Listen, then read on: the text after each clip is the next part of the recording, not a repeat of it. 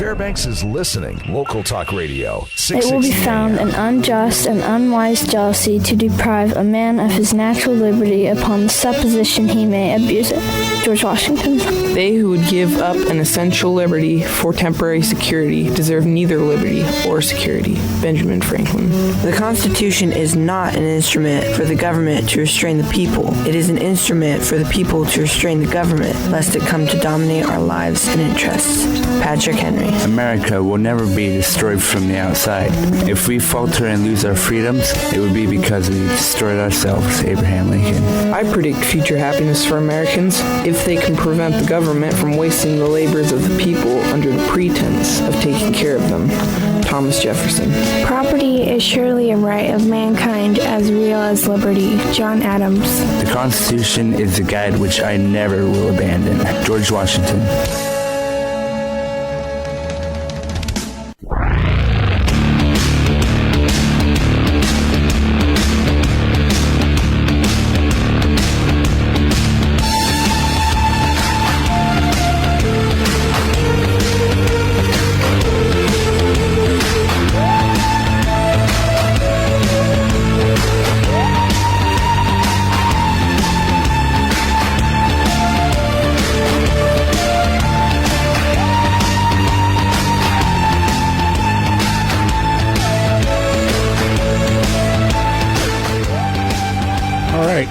We're going to get right to it. Don't got time to mess around here. All right, today we have a very special guest. First of all, welcome to Patriot's Lament. My name is Joshua Bennett. We're talking about, well, things of the liberty nature for the next hour. Today we have a very special guest that I'm glad to have on again. It's been quite a while. His name is Dr. Walter Block. He's an Austrian school economist at Loyola University. He's a senior fellow at the Ludwig von Mises Institute. You can see his writings on LouRockwell.com all the time, and he's on the Economic Policy Journal. Just all kinds of different great places to find his work. And one of my favorites that he wrote was Defending the Undefendable, which has been quite influential on a lot of people I know that have read that. Dr. Block, are you there? I am. Thanks for having me on again. Thank you, sir. Appreciate it very much. One of the things that we wanted to have you on, I think you're one of the best at going after these different libertarian issues and taking charge of them and trying to figure them out. And that was one of the reasons I wanted to have you on today was an issue that we have here in Fairbanks. It is with environmental issues, clean air.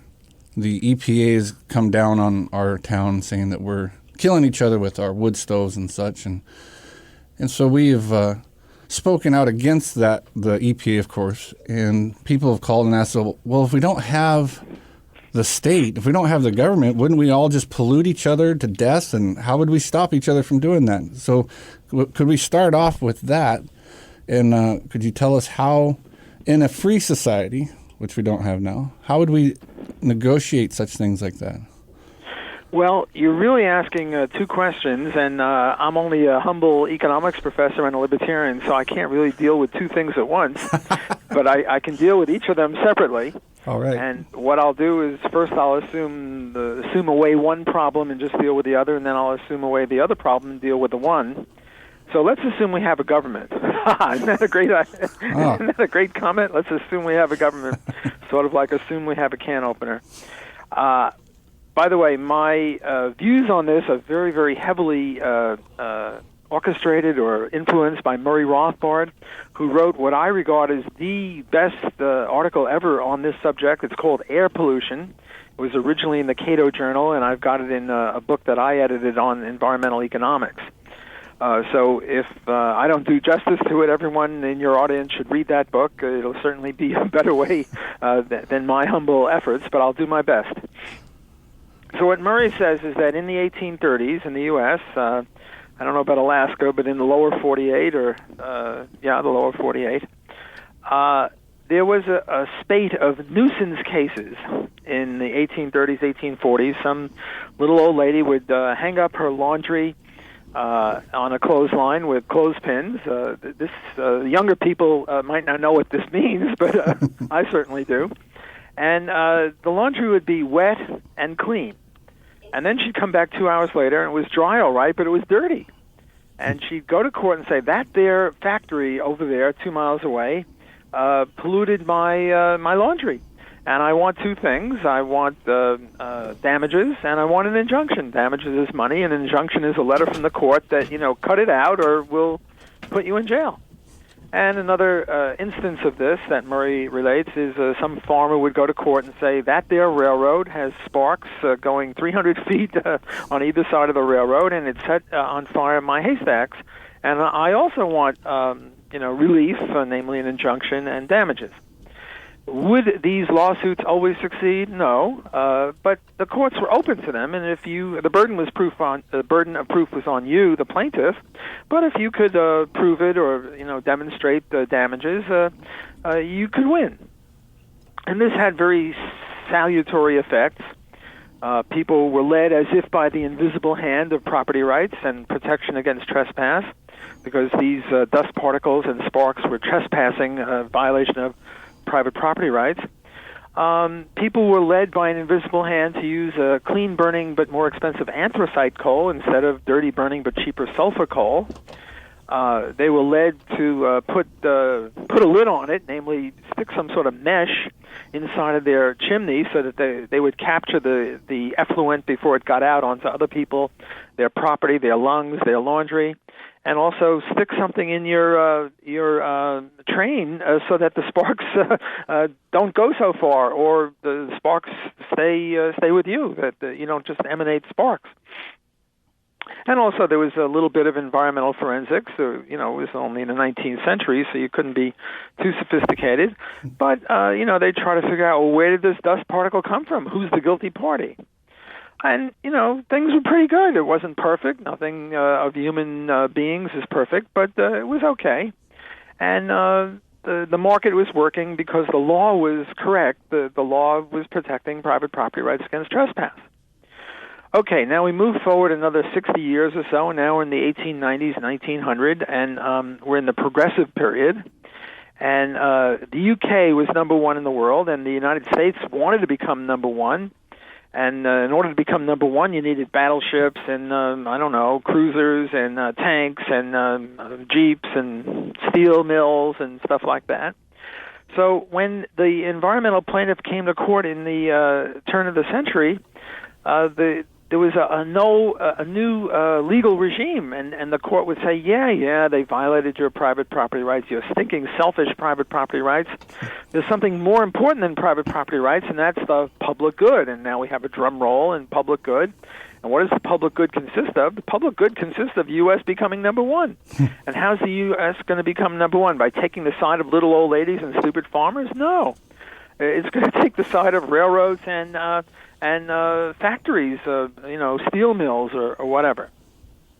So they would deny these cases. They would deny these environmental plaintiffs. They wouldn't allow them to succeed. And they did offer a SOP. Namely, they had minimum smokestack height regulations. Instead of 20 feet high, they were now 200 feet high, so it was a little difficult to find out where the pollution was coming from. But in other words, it was the government that was in charge of this, but it didn't uphold the law that it was supposed to uphold, namely to protect private property rights. So, the system sort of became unraveled. And when you pose no opposition to this trespass, now people are led to use sulfur coal or dirty burning coal. They are led to not put in things that will protect them against lawsuits because the lawsuits won't prevail. And then you had these horrible problems. And then we had, we were going the route toward China with, pollution all over and people having to wear masks. And finally, they got the EPA and the Clean Air Act. But the problem was that the problem was created by government. This is not a market failure. This is not externalities. let me read you one little quote from Murray Rothbard's book. Yes. This is from Holman versus the Athens Empire Laundry Company case of 1919, where the Supreme Court of Georgia said, the pollution of the air, so far as is reasonably necessary to the enjoyment of life and indispensable to the progress of society, is not actionable. Can you imagine that? Air pollution is not actionable? Well, then, why have environmental forensics? Who cares where the pollutant came from, because the guy's not responsible. There's no environmental forensics. There's sulfur instead of anthracite coal. There's nobody putting stuff in their chimneys to keep stuff to themselves. It's as if, you could take your garbage, your eggshells, your orange peels, your coffee grinds, and just dump it on your neighbor's lawn, although first you have to incinerate it. You can't dump it gross. You have to put it in fine smoke particles. Okay, so I think now I've done the first thing. What I've said is that assume we have government and that the government upholds the law as they did in the early 20th century, well, then the problem is solved. And what about your situation where you say that, what is it? You get 50 degrees minus in Alaska, and they're trying to have a draconian law to outlaw wood burning for heat. Yes. And oil is no longer $3.80 a gallon. It's a little lower now, but still, it's expensive. It's very expensive. What should be done? Before answering that, what I want to do is, now that I've assumed the government, let me assume no government, but let me assume that the environmental problem is solved. How would society work without a government? How would law courts work? We have an hour to do this, because that'll take a couple of minutes. Absolutely. Okay. It's all you. We love it. Okay. So let's suppose now that we have no environmental problem, but and we don't have government. How would courts work? Well, the way I like to phrase this is we have A, B, C, D, and E. And A and E are having a dispute. Let's say A says he delivered 100 pigs to E, and E says, well, he only got 90, and 10 of them were sick, and now we have a dispute and between A and E. And and there is no government courts, there's only private courts. So A goes to B, and his buddy, and invites E to come to B also to let B adjudicate it. And E says, what? Go to B? B court? B is your buddy. I'm not going to B court. I'll go to D court. D is in David. And E, Edward, invites A, Alan, to go to D court, David court. And Alan says, what are you, crazy? I don't want to go to David's court. Let's go to Bob's court, the B. And neither one will go to the other court, and each one goes to his own court. A goes to B, and E goes to D, and now E and D have to come up with a solution, and there are several possibilities. First of all, Bob and David could agree with Alan, in which case the case is over because Alan had a contract with Bob that whatever Bob says he'll agree to. And Edward had an agreement with David, and he said he'll agree with whatever David said. And if David and Bob both agree with Alan, well, then Alan wins. And these courts have also got police forces to uphold their decisions. So there's no problem if both courts agree. And if both courts agree with Alan, or if both courts agree with Edward, that's fine. Now, we get into more tricky waters when Bob and David disagree. Now, it's possible that Bob will agree with Edward and David will agree with Alan, but it's unlikely given that they're buddies. So let's just ignore that and take the case where Bob agrees with Alan and David agrees with Edward. And now we have some sort of problem, because what Ayn Rand said now is, well, she was a government person, a libertarian, but she was not an anarchist, and I'm an anarchist. And again, I'm following Murray Rothbard on this, and also David Friedman has made good contributions to this. And the point is, we now have Bob and David who are disagreeing, and they each have courts, and Ayn Rand says, well, blank out, there's no answer, they'll have to fight, and, that's not civilized. And the answer is there are two kinds of courts. There are either bandit courts or legitimate courts. Legitimate courts are defined by those courts that have anticipated this very likelihood. If you got a brain and you're a legitimate court, you realize that there might be other legitimate courts with whom you'll disagree, and what you do is you have a contract with them such that in case B and D disagree, they go to C, Charlie Court, who they pick in advance because Charlie is, great probity and a wise man. And they go to C, and Charlie decides. And in the next case, it could be A, B, D, or E could be the court. Anyone can be a court. Anyone can go in any business. But they pick courts based on judges based on probity and wisdom, whereas nowadays judges are picked, I don't know what, elections or political favors, chicanery, yeah, favors, what have you. Okay, so that's the legitimate court, and the problem is solved. They go to Charlie, and Charlie says, well, I agree with B or D, or I take a position halfway between them, and that's that. Now, but suppose there's a bandit court. A bandit court is defined as either someone so stupid as to not anticipate that he might be in a different view from some other court, or someone who says, I don't care, my way or the highway, sort of like Obama, with he's going to do whatever he wants. It's sort of like a bandit court, and the point is that if you have a bandit court will have to fight everybody. A bandit court will have to fight other bandit courts, and a bandit court will have to fight legitimate courts. Whereas legitimate courts won't have to fight each other, they'll only have to fight bandit courts. And the point is that the market process will eliminate bandit courts because they'll be just too expensive.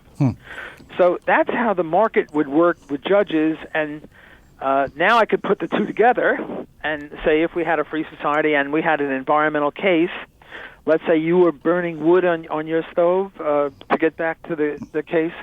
You're burning wood for heat, and I'm downstream of you, and I'm complaining. Well, we go to court, and we see what the courts say. Now, in my own view, if I were a judge here, I would say it's a what do you call it? What's the word I'm looking for? A gray area or a continuum problem. What's a continuum problem? The law of statutory rape is a continuum problem. We know that if you go to bed with a 5-year-old girl, you're a statutory rapist, even if the girl agrees to go to bed with you, because we don't think that 5-year-old girls have the capacity to agree to any such thing. On the other hand, if you go to bed with a 25-year-old girl or woman and she agrees, then you're not a statutory rapist because we think that 25-year-old women have the capacity to agree or not to agree to have sex with a man. But what about a 15-year-old girl or a 14 or a 16? What's the right cutoff point? Is it 16 years and 3 months and 2 days? What? And the answer is we don't know. It's a continuum problem. There's no solution to continuum problems. The only way to have a solution is to go to have some court or some court, a private court, hopefully, and say, well, look, we're deciding it's 15 years. Or 17, or whatever they decide. And to me, something between 12 and 18 is reasonable. If they decide at age 7, they're crazy. And if they decide at age 23, they're crazy. I have a view that it should be somewhere between 13 and 18, or maybe 13 and 17. And, different societies might have different rules on that. So I really can't answer the question that you pose, should people be allowed to burn wood for heat?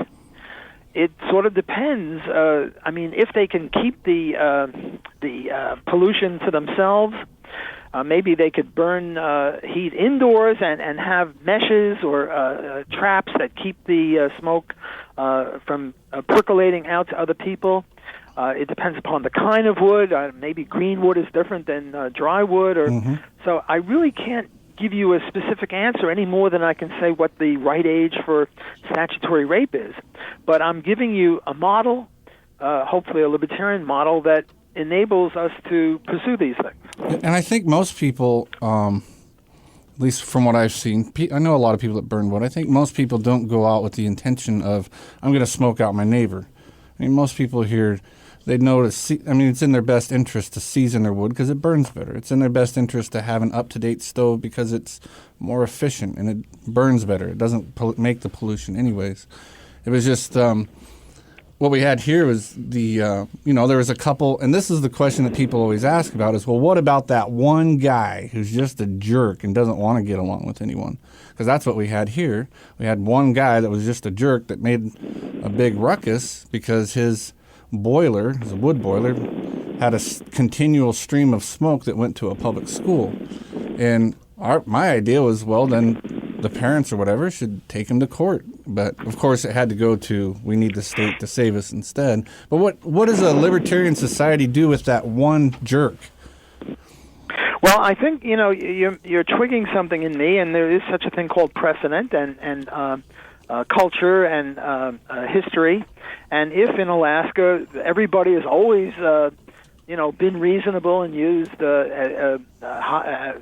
technologically sound for the date stoves, and tries to fashion the wood so that it gives off the least smoke, and everybody's happy with that. And you have one crazy guy who burns sulfur coal wood, so to speak. Well, then what you do is you put him in jail, or first you be nice and you say, "Hey, Joe, shape up. Everyone else has got a good stove and using good wood or using good coal, and you're a maniac. And please shape up. Change your tune." And if he persists in violating the mores and the culture, he's a criminal. He's an outlaw. An outlaw. You can only take culture so far because I'm against sati, Suttee. In India, they burn people when they die, funeral pyre, which is okay. If that's their culture and it's a dead body and everyone agrees, that's fine. But what they do is they throw the wife onto the funeral pyre, whether she wants to go or not. Now, most of them during this era did go voluntarily, and that's fine, consenting adults, but they would push women onto funeral pyres who didn't want to go, which seems to me to be slightly incompatible with the libertarian non-aggression principle. So you can only take culture so far, but I think you can take culture and precedent and history into account. And if the situation in Alaska is such, I've never been there, so I rely on you to report what the culture is, that if 99% of the people are acting reasonably with burning wood and not polluting their neighbor much, a little bit. Look, every time you breathe out, you're polluting people. We breathe out carbon dioxide, which is a poison, but we have homesteaded that right to do that. Our grandfathers have been breathing out also, so we can, and if they've been burning wood, that's reasonable. So I think what you do is you take the 1 or 2% who are violating the mores, the culture, the history, the precedent, and you deal with them as criminals, or maybe not right away. You sort of give them a warning because it's not like they're raping someone or murdering someone. It's sort of a debatable issue, but you go to them and say, "Hey, shape up," and then if they persist, then they enter the realm of criminality. Is it? Would it be right for the society that they're in, or the community, I should say, to ostracize the person, where they just wouldn't do any business with them? That would be one way to. Well, that would be one way to do it, but I think that more is justified. I think, maybe as a first step, we want to be as gentle as possible. That might be a good first step, but. Look, if a guy goes to bed with a 5-year-old girl, you don't just ostracize him, you put him in jail. Yep. And if somebody murders or rapes or, engages in assault and battery, ostracism is, I think, much less than he deserves. He deserves some sort of to be treated as a criminal or an outlaw. So I'm not against ostracism, and in Alaska, maybe ostracism means more than it does in the lower 48. But I think that much worse is due to this outlaw or this criminal than mere ostracism. Mm-hmm. Absolutely, yeah. I guess it depends on, like you said, it depends on what the case is. We wouldn't want to throw someone in jail for just offending someone, but an outright unlawful act should be actioned upon for sure. Punished. Right. Well, libertarianism is based on the non-aggression principle, which is based on property rights, based on homesteading, and you own your person and you own your property. You homesteaded both, and now if somebody interferes with them by stealing your truck or your horse or punching you in the nose, they're a criminal, and they have to be punished to the full extent of the libertarian law. So what is the, what would we see with these private courts? They would have their own police powers. One of the things that people always say is, well, basically all you're going to have is a bunch of mini states fighting each other and throwing people in jail. How do we keep these courts or defense agencies from becoming a quote-unquote state and taking over? Well, there's no guarantee. It could happen. It's just that we have a better chance if we start off. And by the way, they're not mini-states, because I think all libertarians define a state as a group that initiates violence against people by taxing them when they haven't agreed to be taxed. Right. So these defense agencies are not really states. Now, they might turn into a state, like if you have a renegade state or a bandit court or what have you, and with bandit police, they're state-like creatures, like gangs are state-like creatures. And the only difference between a robber gang and the government is they have better public relations, better legitimacy. People think somehow that the state is legitimate. But in terms of objective actions, they're both violating rights, one on a more massive scale, one on a minor scale, but they're both state-like or, creatures or institutions. Now, there's no guarantee that there won't be an amalgamation. Maybe, all these groups will get together, and but the key is legitimacy. Yeah. Well, I think also it would behoove the people, or maybe entice them to be a little bit more proactive in defending their own liberties. Yes, that's certainly one very, very good point. Another point is, right now we have about 250 governments, 250 countries, 250 nations, 250 states, and are they amalgamating? No. The number has been steady over the last 2 or 3 centuries. There have been some slight changes, maybe, somebody seceded from somebody else. We almost had Scotland secede from England, in which case we'd have decentralization. The Catalonians, Spain is not allowing them to do it. We fought a war in 1861 over Dr. Block, secession. Yes? I apologize. I got to go for a Fox News break just real quick here. I'll be right back. No problem. Thank you. Sure.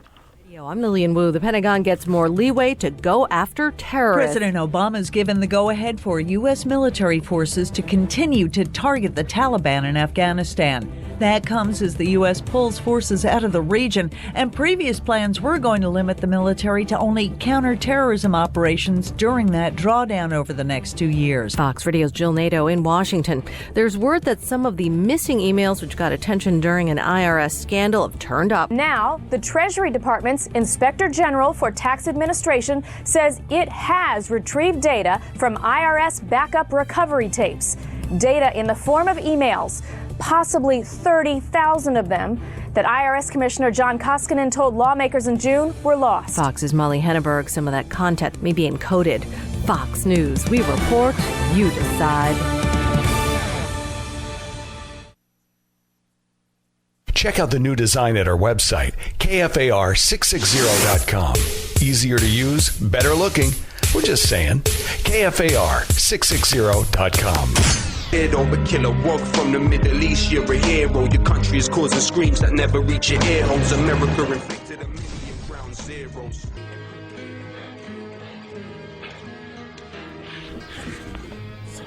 All right, we're back. We have with us today a very special guest, Dr. Walter Block. He's been with us. He'll be here for the rest of the hour, I hope.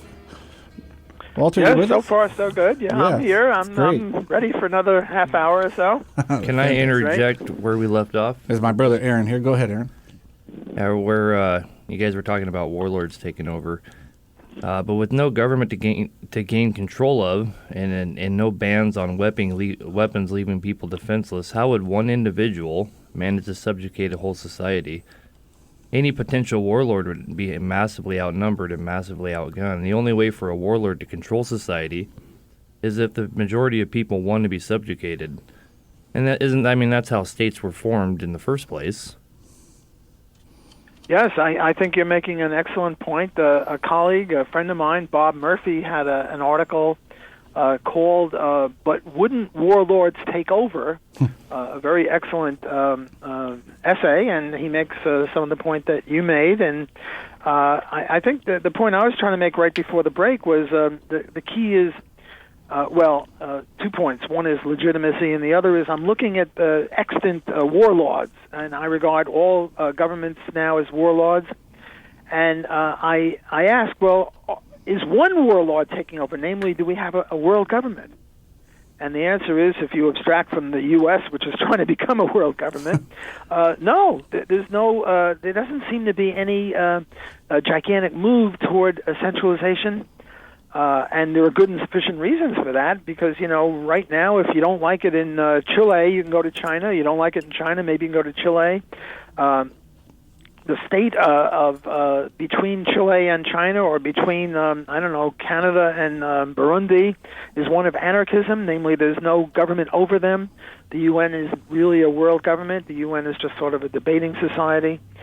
So there doesn't seem to be any amalgamation, any big push over the last few centuries of warlords getting together and becoming one warlord. So I'm extrapolating from that, and I'm thinking that, well, if we had, instead of one United States government of 300 million people, if we had defense agencies or maybe city-states like they used to have in Italy or Germany, of 10 or 20,000 people in a city-state, that there wouldn't be an amalgamation.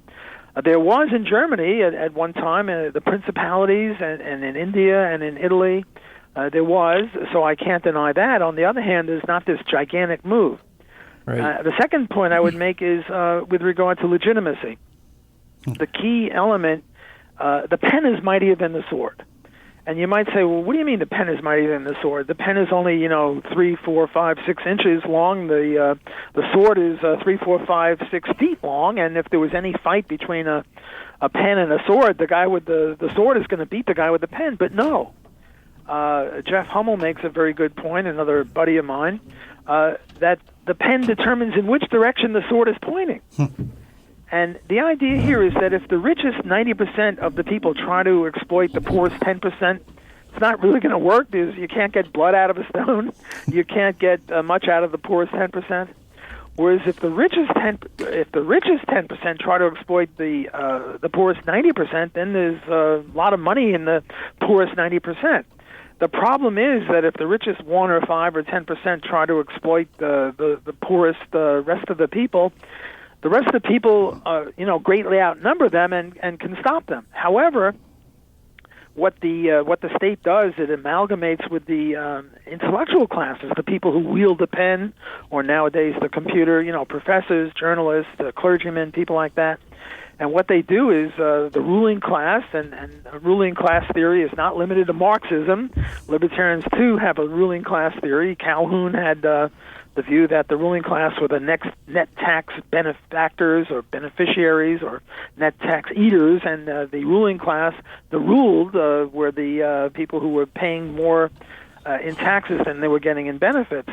So what the ruling class does is it suborns the educational system. It gives subsidies to professors and journalists and people on radio and TV and in Hollywood, whatever, to make the point either that the government is a necessary evil, okay, the government is evil, but it's necessary, or that the government is a positive good and there are market failures and things like that.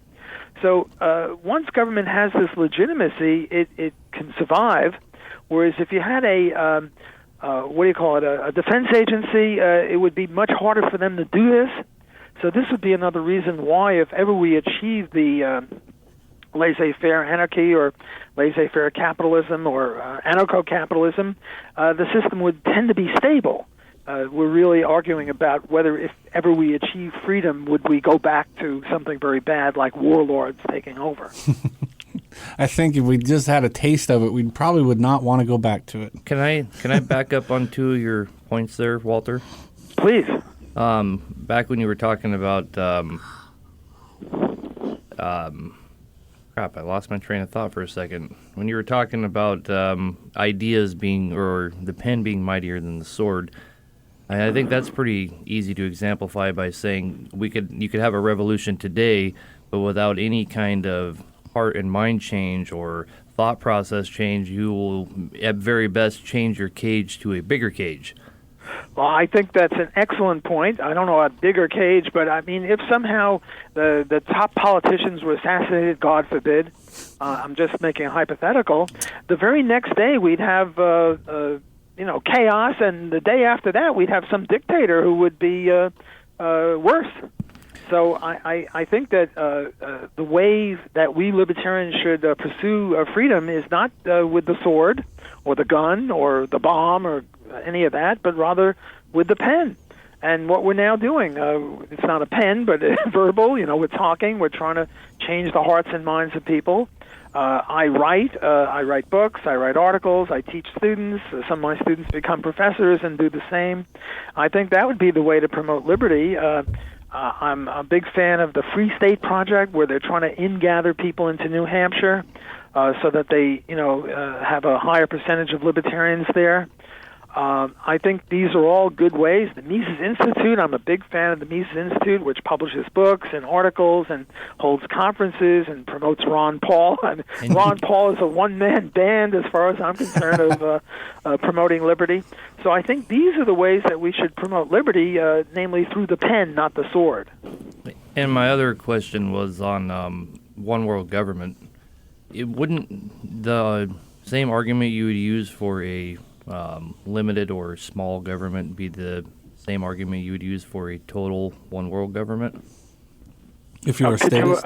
Could you elaborate on that? He's meaning if you're a statist type person, the same argument for a minarchist argument for a minimal government is about the same argument you could make for if you were a one world total government.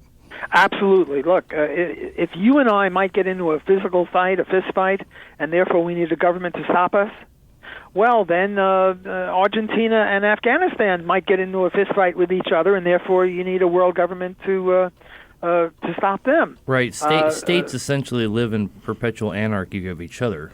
That's it. Precisely. Every government is in a state of anarchy with every other government, given that there's no world government. And the argument for a local government is the same as the argument for the world government. And if you don't like the world government, you shouldn't like a local one either. We don't. People are not. But, well, we don't. We don't. But most people are statists. Most people think you need a government because individuals might get into a fist fight with each other, or worse, and therefore you need a government. Well, if that's true, then we need a world government. But they reject world government for very good reasons, because, I happen to be Jewish, and, Jews have been chased from here and there, and you always go somewhere else. But, if there was one world government taken over by a bad guy, there'd be no place to go. I mean, you can't go to Mars yet, can't go to the moon yet, or Venus is not hospitable. So a world government would be just devastating for any minority group, and most people are a minority compared to the whole world. So world government is not very popular, except from a bunch of crazy lefties or other people like that. But I think you put your finger on a very, very important point, namely that the local statists, the people who want a national government or a state government, are using an argument that ineluctably implies world government. They reject world government, but they're not logically consistent to see that it undermines their own case. Speaking of planets, did you hear that Saturn's moon Titan, has more oil than the Earth does? Oh, wow. And America announced about a week ago that we're going to bring them democracy. Yes. Well, we got to send the Marines to Titan, because the Titanese might not be, up to snuff. They need some freedom. This reminds me of another point that I make, that every problem is a government problem. Like Ebola is a government problem, and I don't mean that the government created Ebola, although there are people who claim that.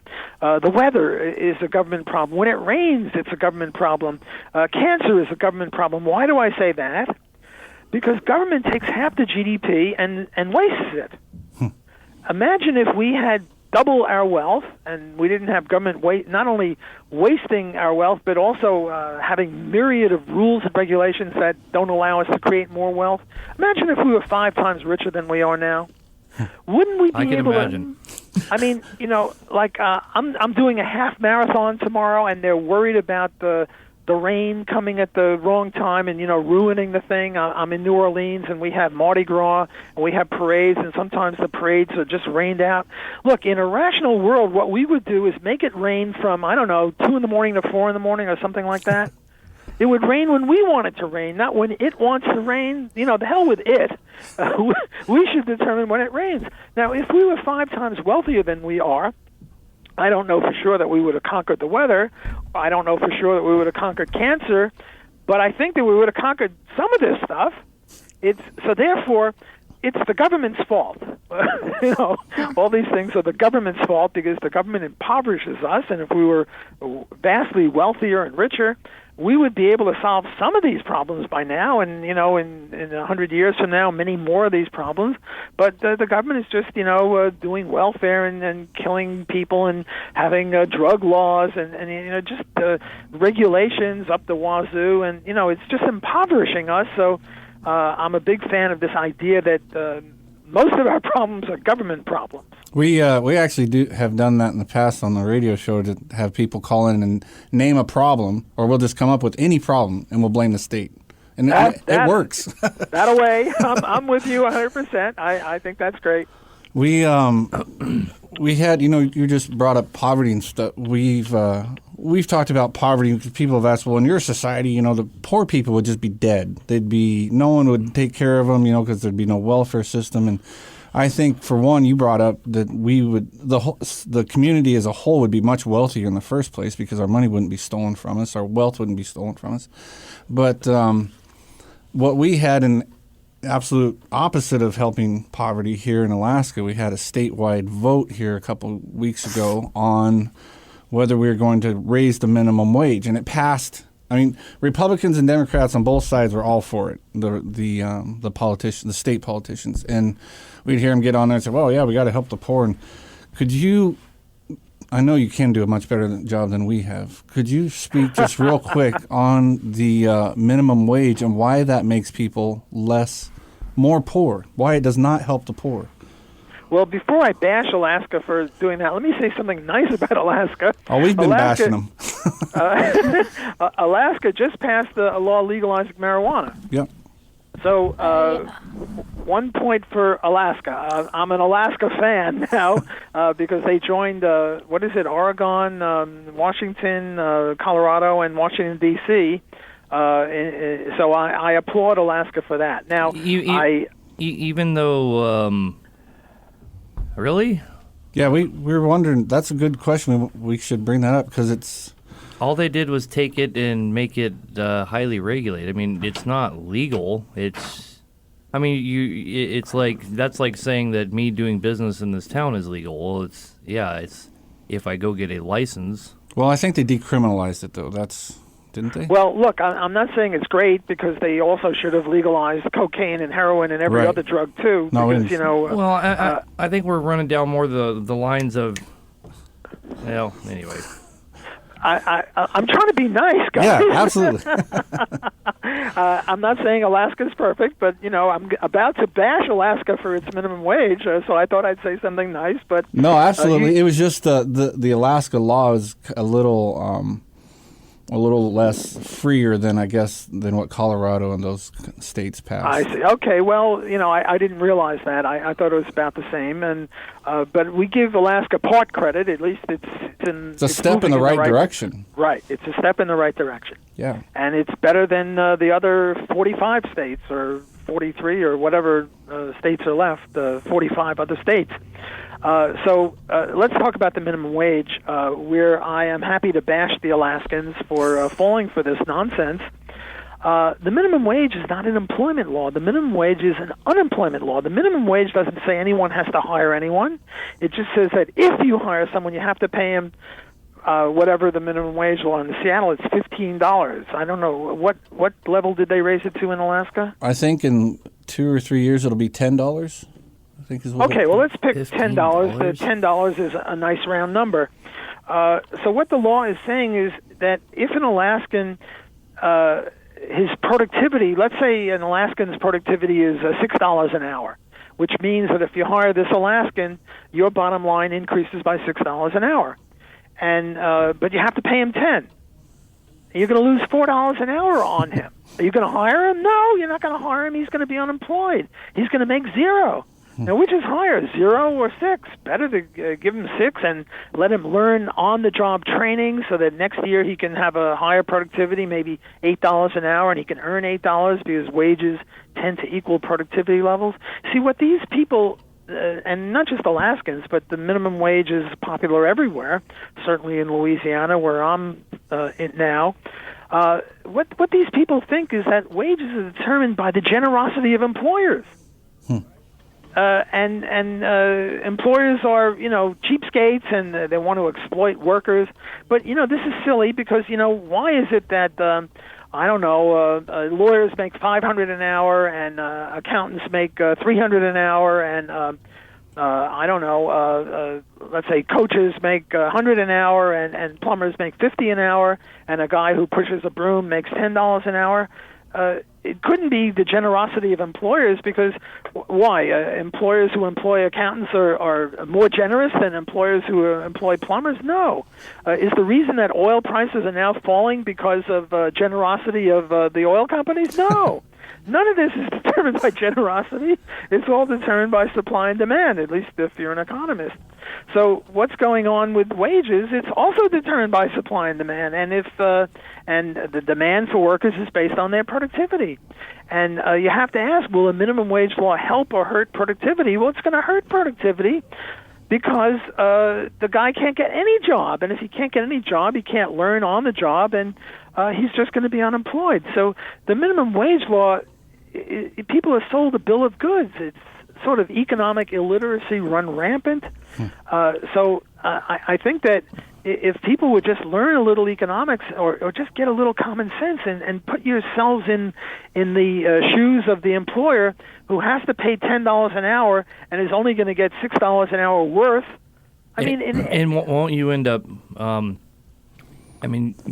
have $6 an hour worth 5 years later because there's no incentive. Well, you're not going to get $6 an hour worth because this guy isn't going to be hired at all. See, I'm just saying if you did, there's no incentive for him to try and make more money because he's already being paid $10 an hour. More than if his productivity is $6 an hour and there's a minimum wage law of $10 an hour, he's not getting any job. If he has one, he's going to be fired. And if he's not fired, the company that's paying him $10 an hour and losing $4 an hour on him is going to go broke. So he's not going to get it. And, it's interesting that in every other way, people realize that the higher the price, the less the demand. Like in California, they're trying to ban plastic bags. And what do? Do they lower the price of plastic bags or raise the price of plastic bags? Obviously, they raise the price.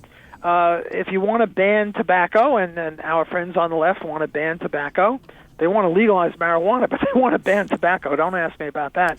Well, what do? Do you raise the price of tobacco or lower it? You raise it. Right. In every case, every other case, people know that if you raise the price of something, people will buy less of it. If you raise the price of pizza, people will want less pizza.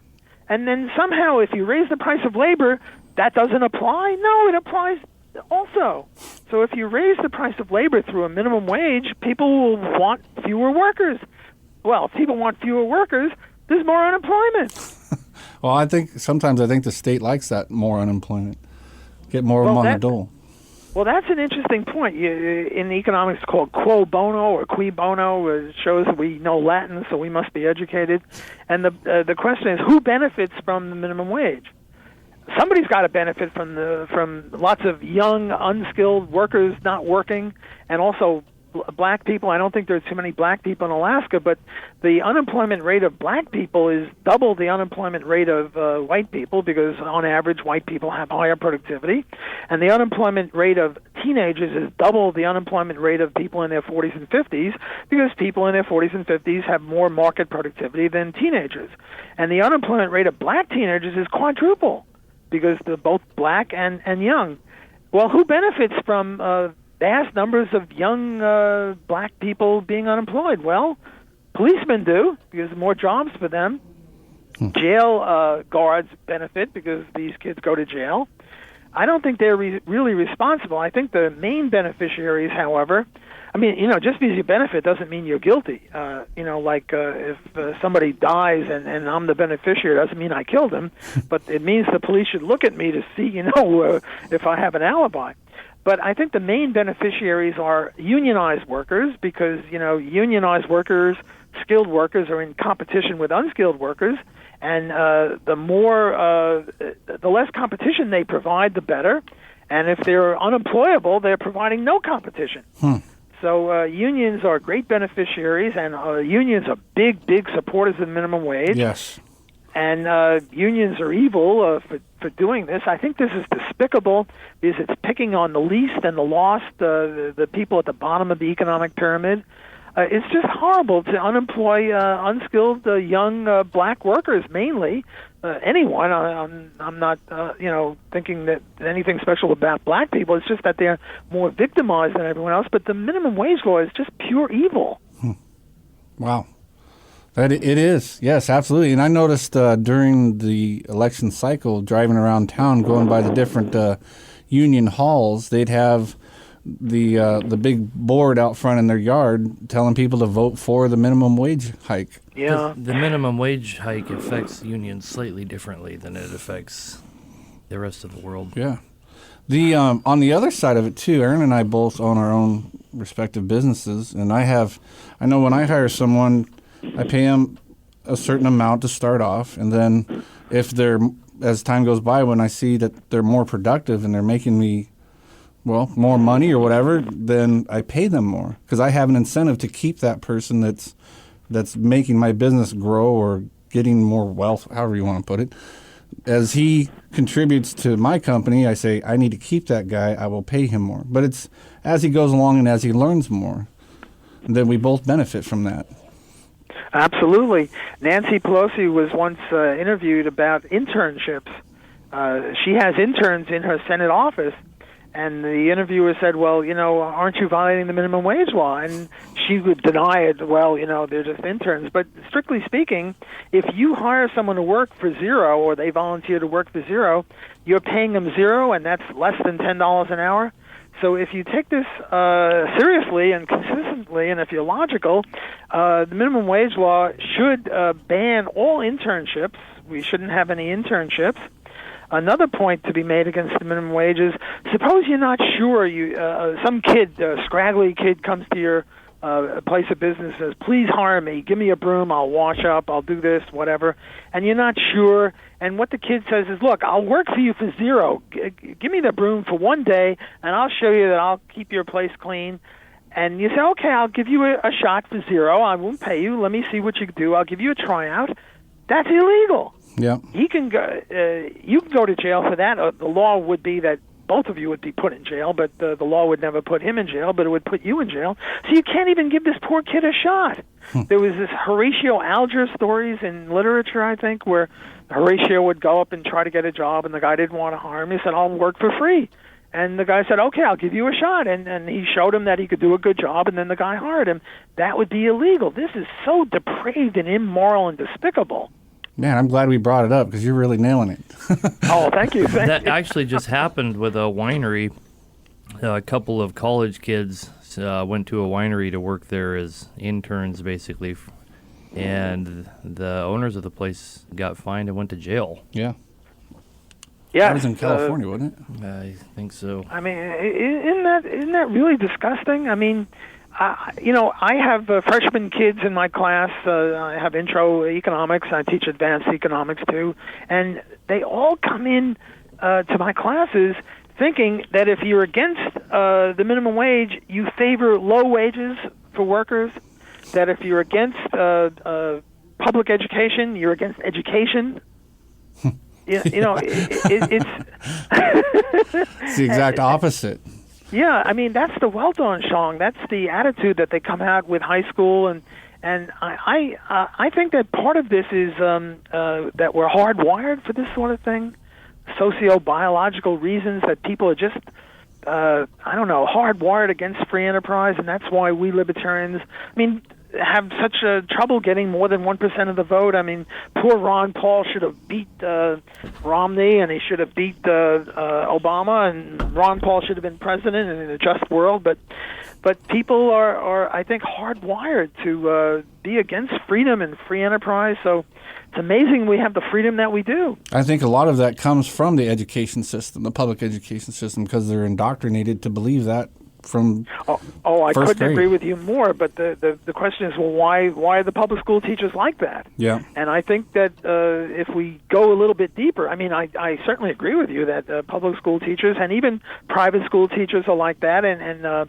academics are like that. Most of my colleagues in the sociology department are a bunch of pinkos, and most other departments, and the same with clergy. And look, the Pope now doesn't distinguish between crony capitalism and laissez-faire capitalism. Sad. But why is it that way? And I think if we go a little bit deeper than public education, we get to biology, and that's why we're trying to push the rock of Sisyphus up the mountain. It keeps coming down because people are biologically oriented toward socialism, and so thank God we have a little freedom. Well, there at Loyola University, you can get some freedom because you teach there, and also Dr. DeLorenzo teaches there too, right? No, Tom DeLorenzo, a colleague, a I thought he co-author of taught mine, there. he teaches at, there are 4 Loyola universities, one in Maryland, one in New Orleans, one in California, one in Chicago. He's at the Maryland one, I'm at the Louisiana one. Even better. Spread you guys out a little bit. But I do have five-man department, all of whom are free market Austrian libertarian economists. So if any of you high school students are listening into this, think of Loyola University, New Orleans. You'll still get some pinko Marxists here. We got plenty of them, but at least you'll get some free enterprise also. All right. Well, we got just a half a minute, Dr. Block. Thank you so much for coming on. Do you want to plug anything of yours real quick? Well, go to walterblock.com. I've written many books and many articles, and Google me. I think my most famous book is Defending the Undefendable 1. I've now got Defending the Undefendable 2 out, with a foreword by Ron Paul, and the first one had a foreword by Friedrich Hayek. So, and also I'm a big fan of the Mises Institute in Auburn, Alabama, so Google them as well. Absolutely. All right. Dr. Walter Block, thank you very much, sir. We will hopefully talk to you again. Have a good day. Thanks for having me on your show. Yes, sir. Take care. Bye now. To keep you warm, dry, and successful, Frontier has a great selection of rifles, shotguns, handguns, and ammo, as well as the traps, snares, calls, and snowshoes you'll need. ETV and Snow Machine